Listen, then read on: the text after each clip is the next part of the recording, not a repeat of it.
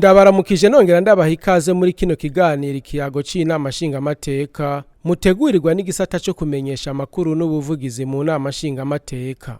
Nk'uko biri mu nshingano z'abaserukira bene gihugu mu nama nshingamateka, banyakubawa abashingamateka baratora amategeko bakagenzura ibikorwa vya leta n'ibindi bitandukanye vyo guherekeza ibikorwa vya leta mu gushigikira ineza y'umwene gihugu. Ni muri iyo ntumbero rero abubahwa abashingamateka bashashe mu nama ya bose yo ku munsi wa gatatu igenekerezo rya 20 Rusama umwaka wa 2026, aho bari baramutse bashikiriza ibibazo vyunganiwe umushikiranganje ajeje ubutungane agateka kazina muntu n'iterambere ridakumira Alfred Ahigejeje. Ivyo bibazo vyisunze icegeranyo c'umwihwezo w'igenzura ryakozwe na sentare ikingira amatungo ya leta ku bugenduzi bukuru bw'amabohero, aho bakoreye kw'ibohero rikuru ry'Ibubanza mu ntara ya Bujumbura. Abitorewe n'abene gihugu baraneguye kwico cegeranya tagishasha kibazaniye kubera ko ingorane bagisanzemwe basanzwe bazumva, baca batanga akarorero k'abafungwa barengeye kuri gitigiri c'abategekanijwe mu mabohero, amabohero ashaje n'abagifunzwe kandi ikiringo cari carategekanijwe caraheze. Banyakubawa abashingamateka barabajije uko imfungwa zinjizwa mu mabohero, kuko hari abantu bafungisha abandi bitwaje igikenye, ikimenyane n'ibindi, hama ntibaheze ngo banagaruke kubagiriza imbere y'ubutungane. Hari n'abandi basavye ko abafise ivyo bapfa boza barumvirizwa bagahanurwa bitarinze gushika mu masentare, gutyo bigatuma imfungwa zitagwirirana mu busho. Jambo ya mbere ndibaza umushikiranganje yerekanye ko hari abantu bafungisha abandi, kandi twe nk'abene gihugu twari tuzi ko umuntu afungwa n'icyaha kivuye mu matohoza yamukozweko. None nimba ari abantu bafungisha abandi nk'uko yabivuze ko ngo umuntu aragufungisha ntagaruke kukuburanya, mbega umuntu yagufungishije yogaruka kugufungutsa? Ikindi kandi haribonekeza abantu bafungwa muri sentare ya mbere Kabezi, porokera kunguruza kurudaperi kongera kandi Kabezi. Mbega aho porokeri biba biboneka ko atazi gukora amatohoza neza canke abayakoreye kuri ba bantu bafungisha abandi. Ikindi nuko abantu bose ari ibyaha bito bito uwo ari we wese akogwa amatohoza afunzwe. Mbega umuntu agiye gutorera ubundi convocation, nta kuntu OPG yobanza gutumaho ukofokwa akabanza akabumviriza hatabanje kubaho dosiya kugira bahuze batarinze gufungwa? Kuko hari abantu benshi bafungwa bikibonekeza ugasanga afunzwe indwi yose agatangwa mu dosiya basanze nta kirimo. None habanje kubaho kubahuza nibyoba arakarusho. Umuzi nyamukuru w'iki kibazo uri ni gute umuntu yinjira mu gasho, kuko mu gasho hari abantu usanga kumbure abafise avuga ati ndagusumbya amafaranga canke ndagusumbya ubushobozi canke ndagusumbya kumenyana n'abatwara amasentare, akavuga ati jewe ndagushirayo. Agushizeyo ntakurikirana dosiye kugira ngo bakucire urubanza. Noneho ugasanga mu makomine araranguruye no muri prison, igama prison centrale, ngo usanga ari Gitega canke Bujumbura canke mu Ruyigi canke Ngozi, agaca hererayo imyaka n'imyaka. Rero ikibazo nyamukuru kiri ngaha, mbega binjira gute? Kumbure haca kuba hari amategeko yohinyanyurwa, mugabo haje ikibazo nyamukuru kiri ngaha. Bamaze kwinjiramwe rero, bamaze kwinjira mu gasho ugasanga nta ukurikiye, bagacapfungwa kumbure batari yafatiwe ikintu kitamerita gufungwa, ugasanga yakoze imyaka 2, imyaka 3, imyaka 4, kagaca kabagahombo mu muryango, kuko umuntu apfunzwe yateza ko ari karafasha umuryango asumira abana biwe abarihira amashuri canke akora ibintu byose kugira umuryango utera imbere. Kakaba n'agahombo ku gihugu, kuko ico gihugu ni ibiyaciye avuga civita budget mu mafaranga cyaba make yo kubagaburira, ugasanga leta ikatanga umatahe munini mu kugaburira abantu bapfunzwe kumbura batari gufungwa. Baranavuze ku kijanye n'uko ubwo bushikiranganje bw'ubutungane bukoresha inkwi nyinshi cyane mu gutegura ivyo kurya vy'abafungwa bigatuma ibitara vya leta eka mbere n'ibidukikije bihahonera. Natangaye kubona la prison d'Ububanza ikoresha ibiti mu gucana kuko leta imaze igihe ihimiriza abenegihugu kugira tuze turaraba ibindi bikoresho twoza turakoresha mu gucana, ariko ugasanga nayo iriko irasohora amahera menshi yo kugenda kudetruiza amashamba. Nimubona ko ivyo bintu bizogorana kuduhimiriza osironta namwe leta mubandanya mukoresha ibiti, mukoresha amatoni menshi y'ibiti.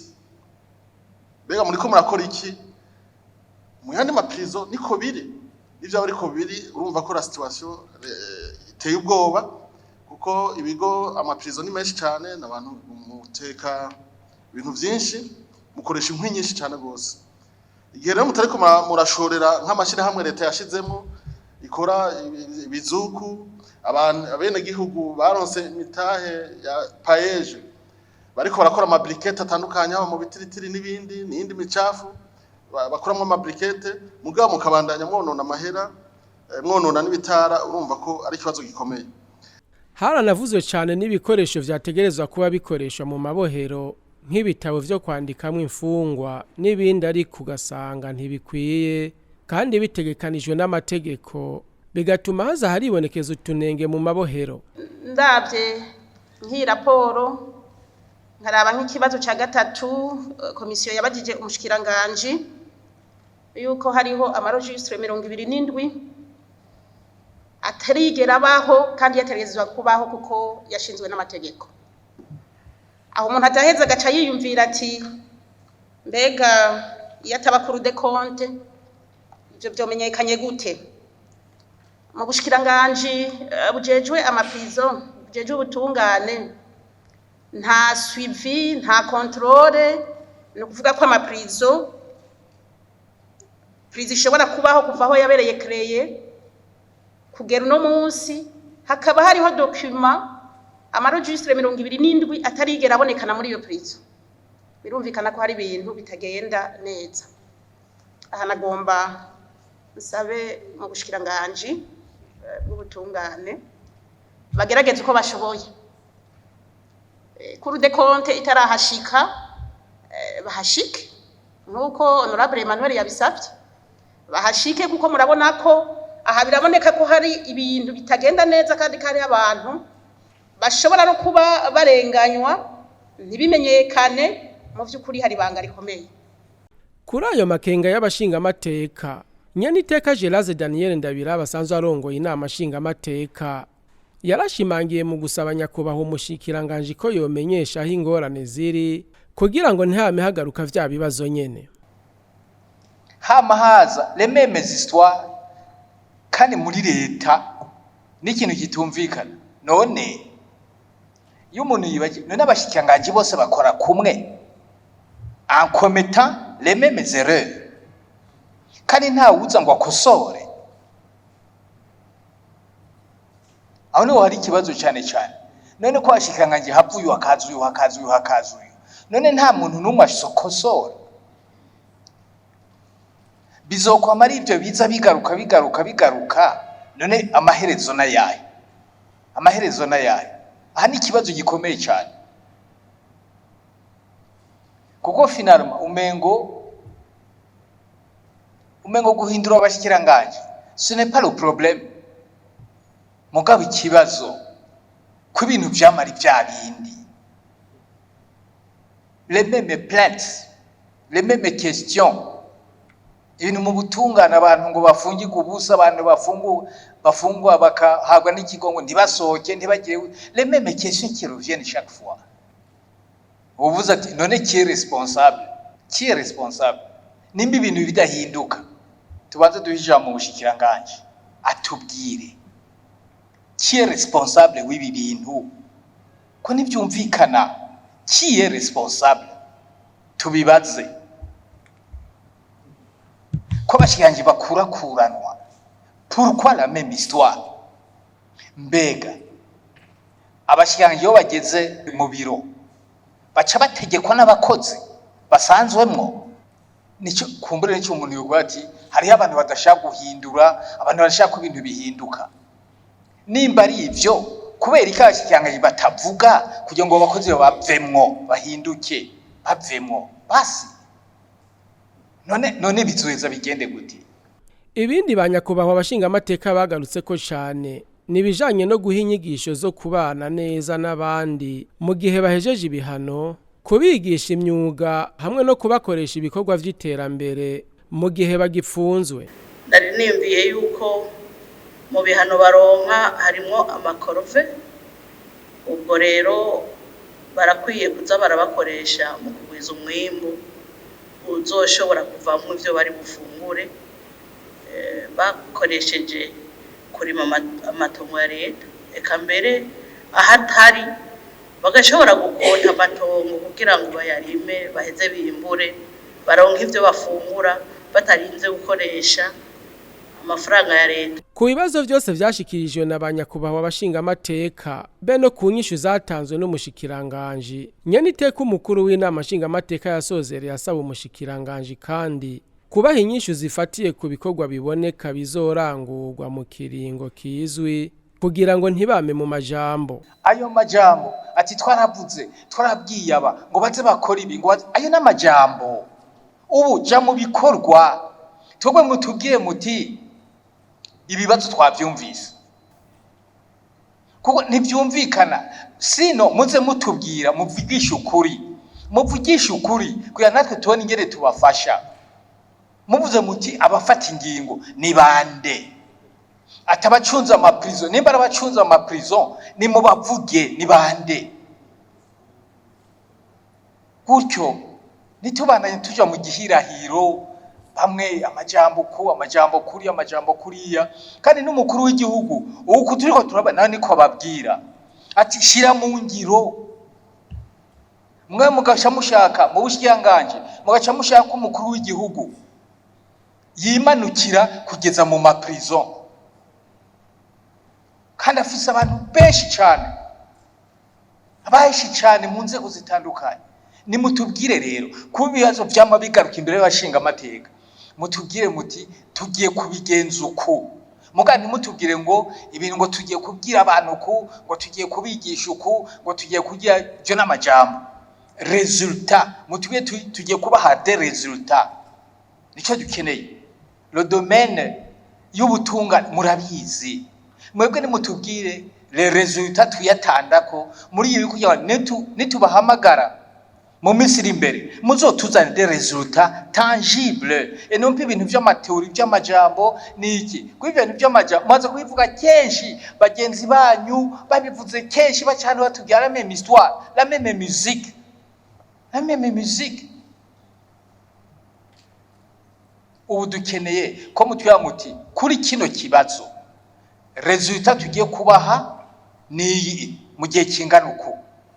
Kuri kino kibazo nibyo dukeneye, kuri kino kibazo resultat tugiye kubaha. Eno bivyo byinyigisha ibintu by'amanama byo bintu byiki byo ntabyo dukeneye, byo nuko ntabyo dukeneye kuko batubwiye amanama ni benshi bakuru banyu bande baratubwiye amanama ariko rien ntacavuyemo ntakivamo. None kubera iki?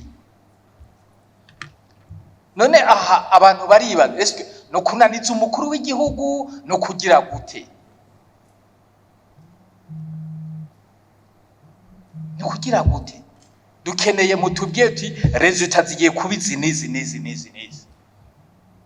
Mwumva uno munsi muvuga muti sindi prêt, ati niteguye neza, mutubwiye tuzobahamagara uwundi munsi wavuba kugira muzoze noneho mwiteguye, mutubwire ibintu concret kandi tuzobikora. Nyakubahwa umushikiranganje w'ubutungane akaba yiyemeje ko mu kiringo c'amezi 2 azoba yatoye inyishu y'ibibazo afadikanije n'abandi begwa n'ivyo bibazo vy'ifungwa ry'abantu. Jewe je reste convaincu ko turashobora kudashika 100% kuri réussite, mugabo je bico nemeye nuko ngiye kwimplika mu kuko jewe uyu munsi nk'umushikiranganje murabona yuko ndi ngaho imbere yanyu hari ibibazo bimwe bimwe mugabo atari jewe nabaye intambamye kugira ngo uyu afungwe mbere afungike ubusa cyangwa ubundi cyo gituma nanje abo bantu bose nemeye yuko ngiye kubavugisha kugira ngo aba bantu bose bari mu maprizo batategerezwa kuba mu maprizo bashobore gufungurwa. Hanyuma ikindi kintu nobabwira ibi bintu by'abantu bafungwa biragoye kuko je nk'umushikiranganje ishobora gufata ingingo mugabo abandi banteje bagaca bagenda bavuga mu ibarabara ngo yafunguye umuntu w'inkozi y'ikibi yafunguye umuntu ameze uko ainsi de suite. Nico gituma muri strategy niyumvira abantu bose bari impliqué kugira ngo twumve kumwe ko uyi dossier y'uyu muntu ashobora kurekugwa atangorane biteye muri ayo mezi abiri nemeye yuko abo bantu bose nzobempirikamo kugira ngo turaba abo bantu bashobora kurekugwa hanyuma bashobore kurekugwa. Umushikiranganje yabemereye kandi ko mu mezi abiri ari imbere ubwo rwego arongoye ruzoba rugeze ku ntambwe ishimishije ngo ahiriwe ahishize ko igisata c'ubugenduzi bw'ubutungane camanutse mu makomine. Vyongeye n'ikoreshwa ry'ubuhinga bwa none rizokorohereza ico gikorwa. Ikindi naco ngo nuko bazohagurukira ba bantu bafungisha abandi ariko ntibagaruke kubagiriza. Azokwitwararika kandi itunganywa rya vya bikorwa vy'amaboko abafungwa bakora.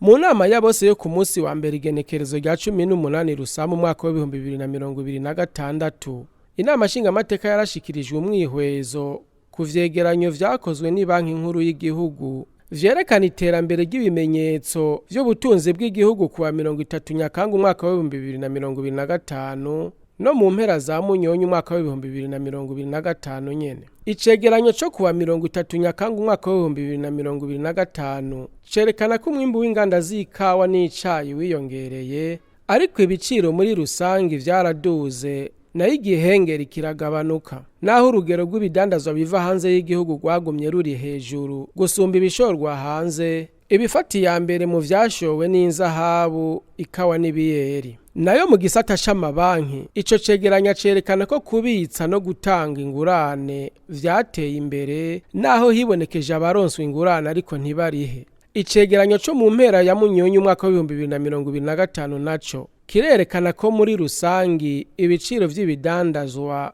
vyagabanutse buke buke. Umwimbu w'inganda z'ikawa n'icayi nawo nyene uragabanuka. Igihengeri carongerekanye nayo ibikorwa vy'amabanki biratera imbere. Amafaranga akoreshwa mu gihugu nayinjiye mu kigega ca leta yaraduze. Inama nshingamateka ikabisaba leta kongereza inguvu mu kugwiza umwimbu w'inganda cane cane z'ikawa n'icayi, gutunganya neza gusumba amafaranga ya leta no kugabanya gusaba amadeni yo hagati mu gihugu. Muri iyo nama ya bose, inama nshingamateka ikaba yize yongera iremeza impinyanyuro z'inama nkenguzamateka ku nteguro y'ibwirizwa ritunganya gushasha ibisata vy'amazi meza n'isuku n'isukura.